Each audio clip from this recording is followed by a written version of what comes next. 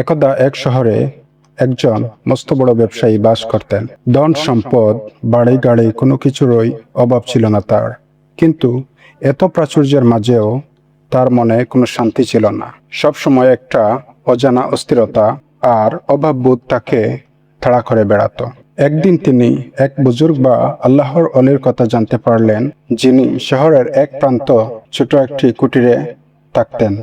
ব্যবসায়ী ভাবলেন, যাই তার কাছ থেকে গিয়ে আমার মনের এই অস্থিরতার একটা সমাধান চেয়ে আসি। ব্যবসায়ী যখন সেই কুটিরে পৌঁছালেন, তখন দেখলেন বুজুর্গ ব্যক্তি ভাঙ্গা একটা মাদুরে বসে আছেন।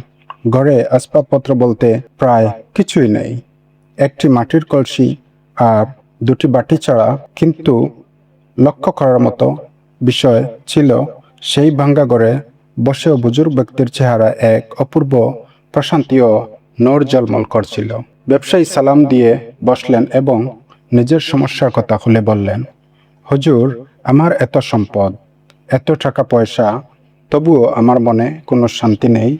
সব সময় খালি লাগে, আরো চাই, আরো চাই। এই লোভ আমাকে শেষ করে দিচ্ছে। আমি কিভাবে প্রকৃত শান্তি পেতে পারি? বুজুর্গ ব্যক্তি মৃদু হেসে বললেন।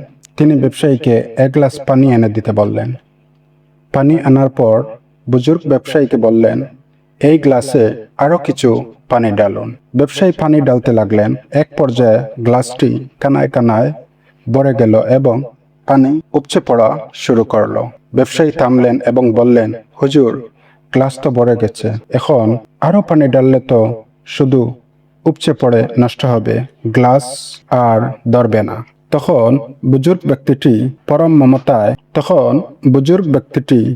মমতায় ব্যবসায়ীর কাঁধে হাত রেখে বললেন, ঠিক ধরেছেন বাবা, মানুষের মনটাও এই গ্লাসের মতোই। আপনার মনটা দুনিয়ার লোভ, মোহ, টাকা পয়সা আর আভিজাত্য দিয়ে একদম কানায় কানায় পূর্ণ হয়ে গেছে। সেখানে আল্লাহর প্রতি ভালোবাসা এবং আল্লাহর দেওয়া নিয়ামতের প্রতি কৃতজ্ঞতা এবং পরকালের চিন্তার জন্য কোনো জায়গা খালি নেই।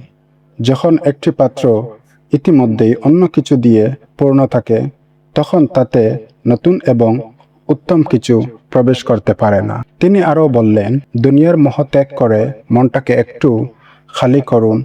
যা আছে তার জন্য আল্লাহর দরবারে শুকরিয়া, কৃতজ্ঞতা আদায় করুন এবং গরিব দুঃখীদের মাঝে আপনার সম্পদ বিলিয়ে দিন। যখন আপনার মন থেকে দুনিয়ার লোভ কমবে, তখন ওই সেখানে আল্লাহর জিকির এবং প্রকৃত মানসিক শান্তি এসে জায়গা করে নেবে। ব্যবসায়ীর চোখ খুলে গেল। তিনি বুঝতে পারলেন যে শান্তি আসলে বাইরে বা সম্পদে থাকে না, শান্তি থাকে হৃদয়ের সন্তুষ্টিতে, যা আল্লাহর ইবাদত এবং তার সন্তুষ্টির সেবার মাধ্যমে অর্জিত হয়। সেদিন থেকে তিনি তার সম্পদের একটি বড় অংশ আল্লাহর রাস্তায় দান করতে শুরু করলেন এবং জীবনের প্রকৃত সুখ ও শান্তির সন্ধান পেলেন। গল্পের শিক্ষা হলো, পবিত্র কোরআনে আল্লাহ তাআলা বলেছেন, জেনে রেখো, আল্লাহর জিকির স্মরণ দ্বারা মন শান্তি পায়। সূরা আর-রা'দ আয়াত 28। দুনিয়ার ধন সম্পদ সাময়িক তৃপ্তি দিতে পারে, কিন্তু তা আত্মার শান্তি স্থায়ী। কেবল আল্লাহর আনুগত্য এবং সৃষ্টির মাধ্যমেই সম্ভব। বন্ধুরা, হাদিসের আলোকে আমার এই গল্পটি আপনাদের কেমন লাগলো জানাবেন। যদি ভালো লেগে থাকে, লাইক, কমেন্ট, শেয়ারের মাধ্যমে জানিয়ে দেবেন। অসংখ্য ধন্যবাদ আপনাদের সবাইকে। আসসালামু আলাইকুম।